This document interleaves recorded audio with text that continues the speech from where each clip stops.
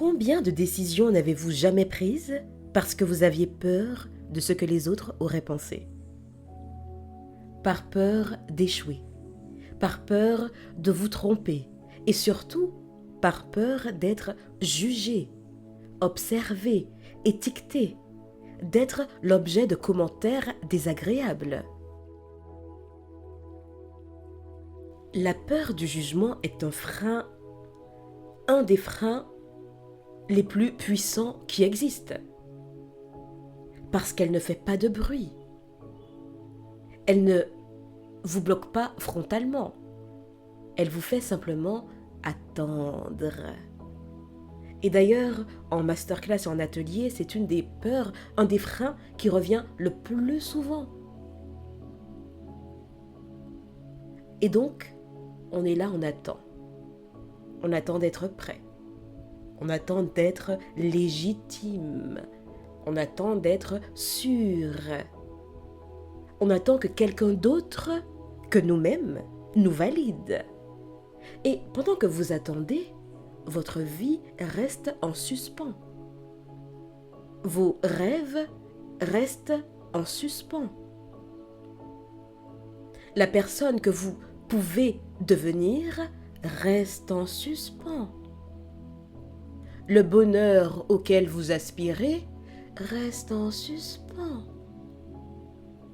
Cette belle robe que vous voulez porter reste en suspens. Et je peux continuer longtemps, mais j'ai du respect pour votre temps. Et pour le mien aussi. Pour le nôtre. Le temps, d'ailleurs, est une valeur très précieuse. Perdez 10 €, vous pourrez les récupérer. Perdez 10 minutes, elles sont perdues à jamais. Alors, poursuivons. Ce que beaucoup de personnes ne réalisent pas, c'est que la peur du jugement n'est pas une faiblesse de caractère. C'est une réponse apprise. Votre système nerveux a compris à un moment donné que sortir du cadre pouvait coûter cher. Perte d'amour, moquerie, et ce, dès l'enfance, par d'autres camarades enfants, et parfois même par des adultes ou des proches. Rejet, silence, humiliation parfois. Alors, le système nerveux a fait son travail. Il vous a protégé. Et aujourd'hui encore, chaque fois que vous vous apprêtez à vous montrer un peu plus vrai, un peu plus authentique, un peu plus visible, plus audacieux, audacieuse, il appuie sur le frein. Pas pour vous nuire, mais pour éviter un danger ancien. Le problème, c'est que souvent, dans la quasi-totalité des cas, le danger en question n'est plus là. Mais votre corps, lui, n'en est pas sûr. C'est pour ça que comprendre intellectuellement « je m'en fiche du regard des autres », ça ne fonctionne pas. Parce que la peur du jugement ne se situe pas dans la logique. Elle se situe dans la mémoire émotionnelle. Et tant que cette mémoire n'est pas rassurée, vous pouvez répéter toutes les affirmations du monde, votre corps continuera à se crisper. Alors, aujourd'hui, je ne vous demanderai pas de ne plus avoir peur, Ce n'est pas un bouton sur lequel on appuie. Il est préférable d'apprendre à avancer avec la peur sans qu'elle décide pour vous.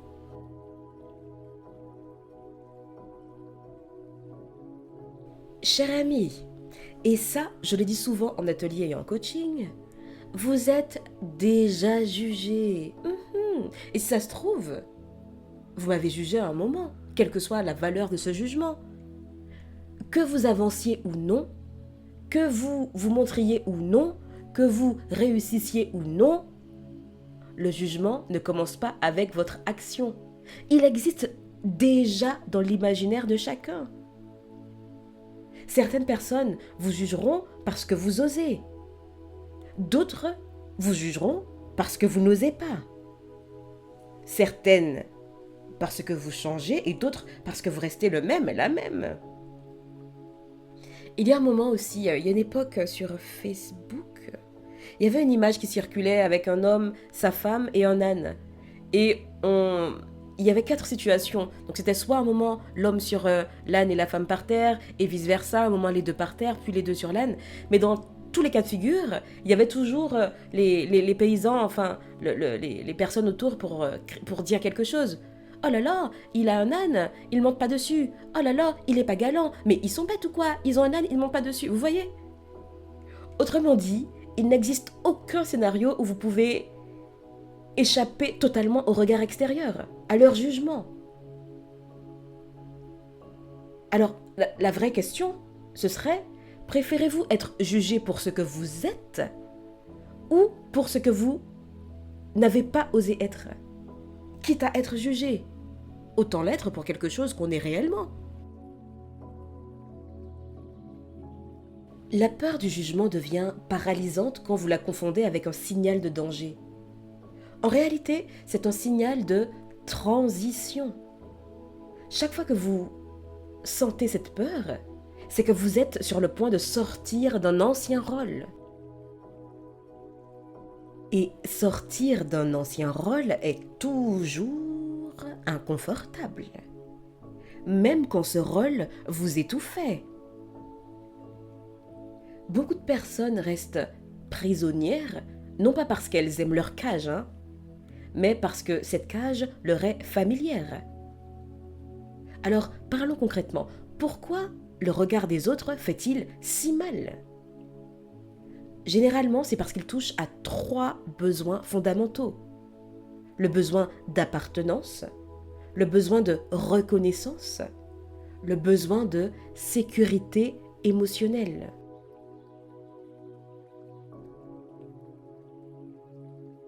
Quand vous craignez le jugement, ce que votre corps entend, c'est « je risque d'être exclu ». Et pour un cerveau humain, l'exclusion a longtemps signifié la mort. Ce n'est pas exagéré, c'est biologique. Alors, le système nerveux préfère, parfois, souvent, l'autocensure à la mise en danger sociale. Tout pourvu que je ne sois pas exclu. Mais ce que personne ne nous a appris, c'est que vous n'êtes plus l'enfant dépendant que vous étiez. Nous ne sommes plus les enfants dépendants que nous étions. Aujourd'hui, vous avez des ressources, des choix, une capacité de discernement.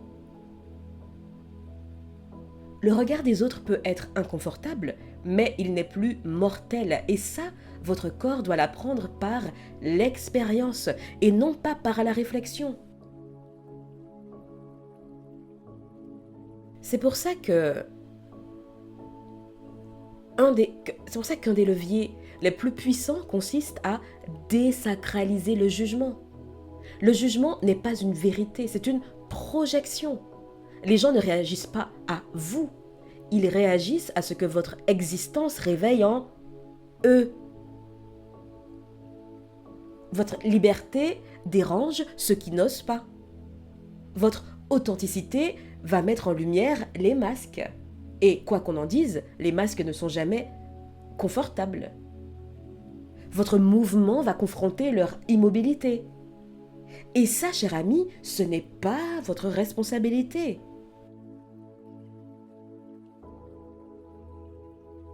Quand vous imaginez quelqu'un vous juger, demandez-vous, qu'est-ce que cette personne devrait affronter en elle pour ne pas me juger? Qu'est-ce que cette personne devrait affronter en elle pour ne pas me juger? Souvent, la réponse change tout. Tout. Bien. Parlons maintenant d'action. Parce que avancer malgré la peur du jugement ne signifie pas se jeter dans le vide. Ça signifie élargir progressivement votre zone de tolérance. Vous pouvez commencer par des micro-expositions. Par exemple, dire une chose vraie, mais simple. Montrer une opinion sans la justifier.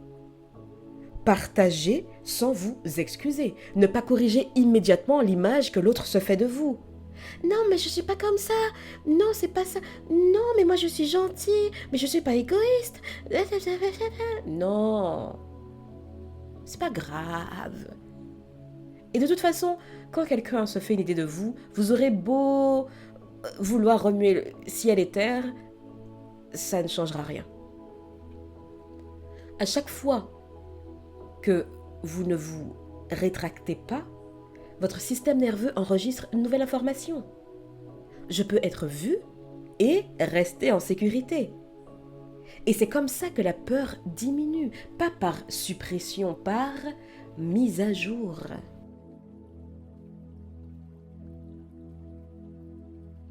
Cher ami, ralentissons un peu. Vous voulez bien? J'aimerais vous offrir ces quelques phrases. Vous pouvez les écouter simplement ou les laisser s'installer là où elles peuvent et puis là où vous voulez. Je peux avancer même si tout le monde ne comprend pas. Je n'ai pas besoin d'être validé pour être légitime. Le regard des autres ne définit pas ma valeur. Je peux être en désaccord sans être en danger. Je choisis de ne plus me cacher pour être aimé. Je me permets d'exister pleinement, même avec mes imperfections.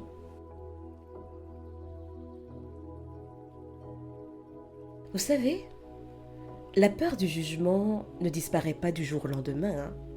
Ce serait me mentir à moi-même et vous mentir que de l'affirmer. Mais elle cesse de vous diriger quand vous cessez de lui obéir aveuglément. Vous n'êtes pas ici pour être acceptable, vous êtes ici pour être vivant, vivante. Et chaque pas que vous faites dans votre vérité rétrécit un peu plus la place de la peur.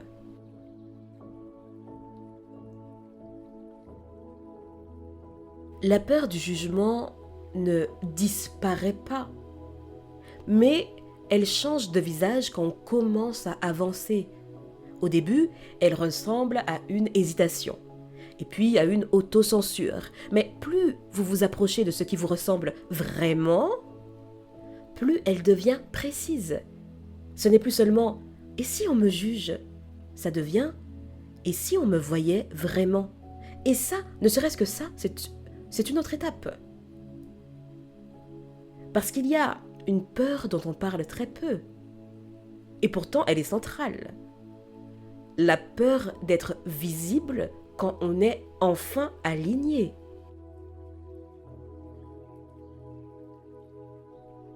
Beaucoup de personnes pensent qu'elles ont peur d'échouer. Et parfois, c'est le cas. Mais en réalité, pour beaucoup, elles ont peur de réussir sans se trahir. Parce que réussir en restant fidèle à soi, ça implique une chose très inconfortable. C'est qu'on ne peut plus se cacher derrière les excuses. Quand vous êtes aligné, quand votre parole est juste, quand votre énergie est claire, si quelqu'un vous rejette, ce n'est plus un rôle qui est rejeté, c'est vous. Vous-même. Et cette idée-là est terrifiante pour un système nerveux qui a appris que l'amour était conditionnel. Alors parfois, inconsciemment, on ralentit juste avant que ça marche.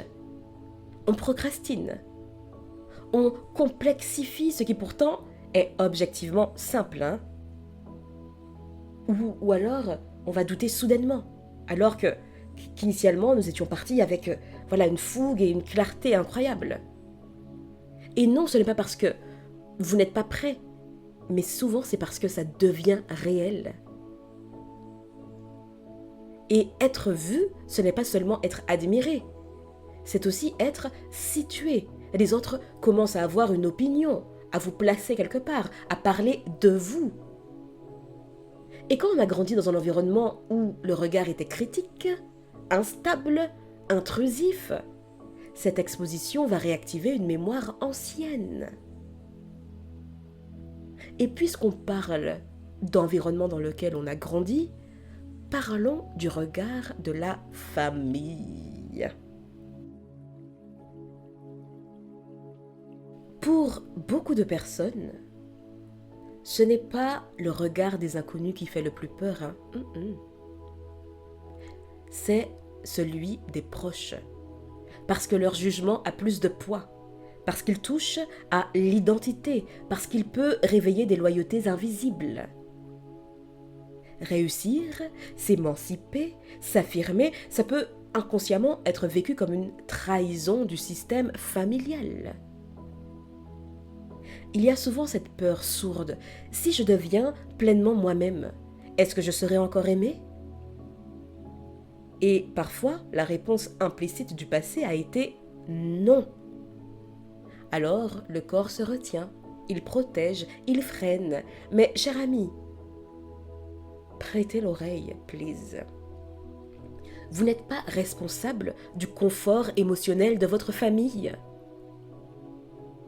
Vous n'êtes pas responsable du confort émotionnel de votre famille. Vous pouvez aimer sans vous sacrifier. Vous pouvez appartenir sans vous réduire. Et puis d'ailleurs, le jugement familial parle rarement de vous. Il parle de ce que votre mouvement vient bousculer chez eux. Votre liberté peut mettre en lumière leur renoncement. Votre audace peut mettre en lumière leur peur, ce qu'ils n'ont jamais osé faire, dire. Votre alignement peut mettre en lumière leur compromis. Et ce n'est pas une attaque, c'est un miroir. Et souvent, en face, les personnes n'aiment pas. Ce n'est pas confortable de voir son reflet.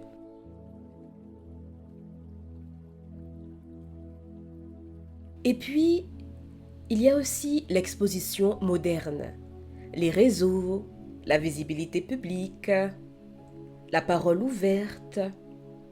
Beaucoup de personnes ressentent une angoisse diffuse à l'idée de s'exprimer en ligne. Et puis je dis beaucoup de personnes pour faciliter l'échange, mais je m'incluais. Je faisais partie de ces personnes, j'étais dans le cas.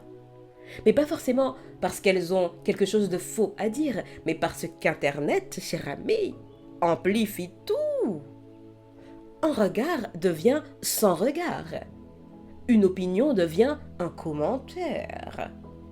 Une maladresse devient une capture d'écran. Vous savez, vous savez. Et votre système nerveux, lui, ne fait pas la différence entre un danger réel et un danger perçu. Alors il s'emballe. C'est pour ça qu'il est essentiel de comprendre que vous n'êtes pas obligé d'être disponible émotionnellement pour tout le monde. Vous n'êtes pas obligé d'être disponible émotionnellement pour tout le monde. Partager, ce n'est pas s'exposer sans filtre. Être visible, ce n'est pas être accessible. Vous avez le droit de poser une frontière claire entre ce que vous offrez et ce que vous protégez. Une erreur fréquente consiste à croire qu'il faut être forte pour encaisser le jugement. En réalité, il faut surtout être ancré. Un jugement vous atteint quand il touche une zone déjà fragile à l'intérieur. Quand il confirme une vieille croyance, par exemple, je ne suis pas assez, je dérange, je vais trop loin. Alors, le vrai travail n'est pas de contrôler l'extérieur. De toute façon, c'est une mission quasiment impossible. C'est de consolider l'intérieur. Posez-vous cette question, honnêtement. Qu'est-ce que je crois encore sur moi qui me rend vulnérable aux yeux des autres ? Qu'est-ce que je crois encore sur moi qui me rend vulnérable aux yeux des autres ? Souvent, la peur du jugement repose sur une croyance centrale non questionnée. Par exemple, si je déçois, je perds l'amour. Si je dérange, je serai rejeté. Si je réussis, je serai isolé. Pour la réussite et l'isolement, nous y reviendrons dans un autre podcast. Ces croyances ne sont pas des faits, ce sont des stratégies de survie anciennes. Et aujourd'hui, elle demande à être mise à jour.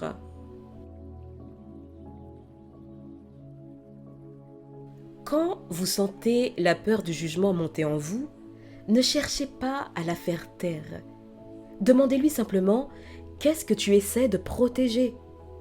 Et là, vous verrez souvent apparaître une partie de vous plus jeune, plus vulnérable, une partie de vous qui a appris que se montrer était risqué. Et cette partie n'a pas besoin d'être combattue, cher ami, elle a besoin d'être rassurée. Et, cher ami, avancez quand même, hein? Avancez quand même, avancez malgré la peur du jugement.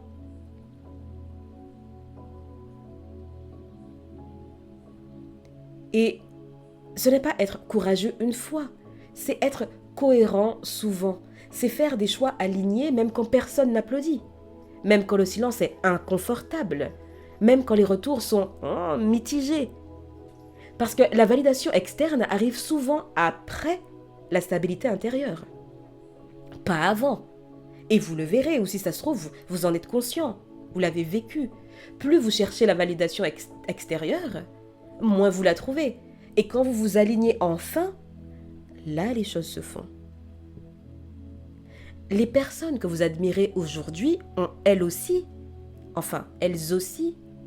liaison, traversé des périodes de doute, des périodes de solitude, des regards critiques, du mépris parfois, et j'en passe. La différence, ce n'est pas l'absence de peur, c'est la décision de ne plus négocier avec elle. Il y a là une bascule importante à faire. Vous n'avez pas besoin que tout le monde vous comprenne pour être légitime. La compréhension viendra après pour certains. Et elle ne viendra jamais pour d'autres. Et c'est ok, c'est même normal. Vous ne pouvez pas plaire à tout le monde. Vous ne pouvez pas être the cup of tea. Non, on ne dit pas la tasse de thé. Oui, vous ne pouvez pas être la tasse de thé de tout le monde.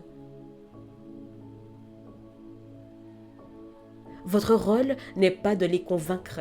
Votre rôle est d'être cohérent, cohérente. Plus vous êtes cohérent, moins le jugement vous atteint. Parce qu'il ne vous fait plus douter de vous. Alors, avançons encore d'un pas. La peur du jugement diminue quand vous cessez de demander la permission d'exister. La peur du jugement diminue quand vous cessez de demander la permission d'exister. Quand vous arrêtez de justifier tous vos choix. Quand vous assumez vos silences autant que vos temps de parole. Quand vous laissez les autres être déçus sans vous effondrer. Déçus sans vous effondrer. Ce n'est pas de l'égoïsme, c'est de la maturité émotionnelle. Certains seront déçus, quoi que vous fassiez. Et certains même instrumentaliseront leur déception pour vous faire ce qu'ils veulent. Donc soyez à l'aise avec cette idée. Vous décevrez. Et si ça se trouve, vous décevez déjà. Mais c'est pas grave, ce n'est pas grave. Et oui, au début, ça fait peur. Mais cette peur est le signe que vous quittez une ancienne posture. Vous n'êtes pas en train de devenir quelqu'un d'autre. Vous êtes en train de cesser de vous restreindre. Et ça, votre corps l'apprend petit à petit.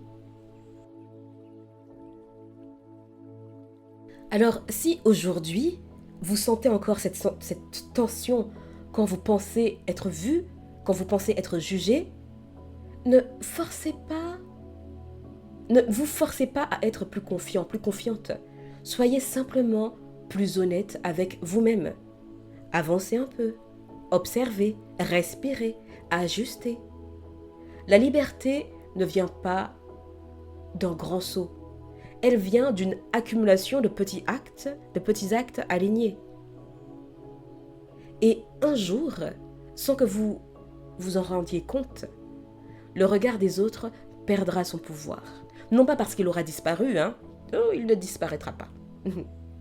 Mais parce que vous aurez cessé de lui donner la direction. Vous n'êtes pas ici pour être compris, comprise par tout le monde.